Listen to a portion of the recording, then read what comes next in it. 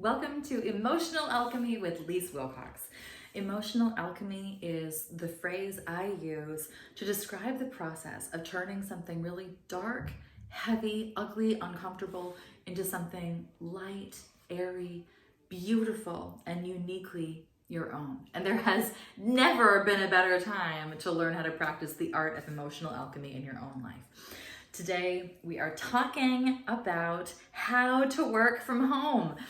This is a major, major shift in so many people's realities, how to transition from, this 9-to-5 workday to working from home.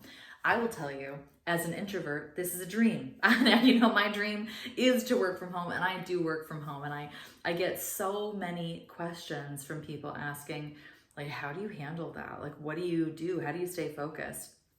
My answer is always like, I don't understand how anybody would ever go to an office. Like, this works so well for me that I would have a really hard time going to an office every day. But nonetheless, here we are. We're in this.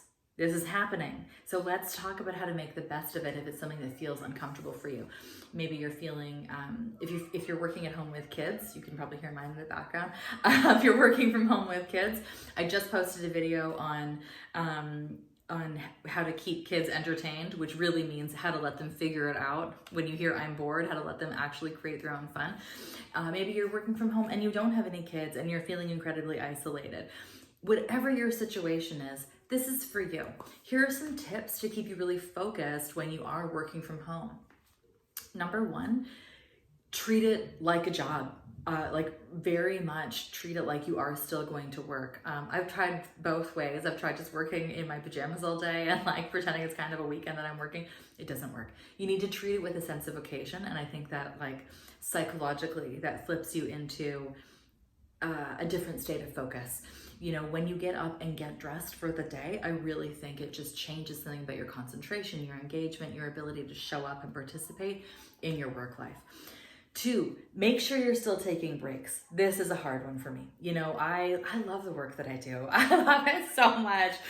And there's so many times when if I go unchecked, I will just sit in front of my phone or in front of my computer and I will just post and create and write and post and create and research. And you have to make sure you're actually stepping away from work sometimes to keep a fresh perspective and to not just basically become a zombie. Make sure you're still getting out, getting fresh air, getting some movement that doesn't involve a screen. I'm a big fan of the fitness marshal, but make sure you're actually getting outside and returning to nature every now and then. Not to necessarily a public place, but make sure you're going outside and getting some fresh air, getting some movement in your day. 3, clean as you go. Clean as you go. There can be a natural tendency, no names mentioned over here, Miss Wilcox, that, I'm at home. I don't have to clean up. I'll just clean it up later. And then suddenly you look into your kitchen and it's stacked with dishes and it's stacked with food that hasn't been put away. Clean as you go. Really treat it as your workspace because it is. And as you know, a cluttered space is a cluttered mind, and a clean space is a clean mind. Keep it organized. Just because you're at home, don't let it all fall apart. Don't let it all go.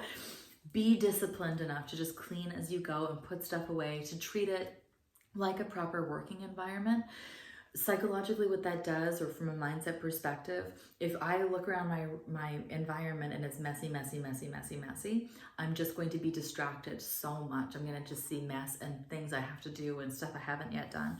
If I look at my counters and they're clean, if I look at my kitchen and it's clean, if I look at my work table, which is my dining table, and it's clean, suddenly I'm able to just get into my work. So my work is so much more productive and effective while I'm in it. So get dressed, clean as you go, treat it like a job, make sure you're getting fresh air, and really just treat it, make your home environment a perfect work environment for you in the best way that you can. If you don't have a very big space, that's okay. Maybe you can create a nook, who knows? Maybe there's a closet that you haven't been using. Maybe you can actually just fashion that, one desk, a laptop, whatever it is, and make that your own unique workspace. Trick yourself into creating a perfect environment for you, whatever that looks like, whatever that means, in the way that it works for you. Really get the most out of it that you can. be gentle in yourself too as you're learning this, because it's not a perfect system. There's a lot happening. If you want to learn more about fear and emotions and how to react, or how to really manage that and cope through that, I've been posting videos and doing podcasts on that as well, so check those out. But this too shall pass, and in the meantime, this is a great opportunity to create an ideal work environment for yourself in the way that you can. If you're somebody, you know, I'm an introvert saying this, if you're somebody that is desperate for connection, we're connecting right here. You know, you can be socially distant without being socially isolated. It doesn't have to be, or, you know, I've been saying you can be isolated without feeling isolated. It doesn't have to be isolating. You can connect with other people. Maybe you need to set up like a group chat for you and your friends. Just call your family, call your friends, check in on your people, whatever it is. There are a lot of people, most people, all people, most people in the same boat right now. And chances are, whenever you're feeling a particular way, many, many other people are feeling the same way. So find a way to connect with like-minded individuals who also need that sense of camaraderie and social skills, cultivating social skills or social time. You know, maybe everybody takes a coffee break at 10 o'clock. I don't know, get creative with it and do what really feels good for you.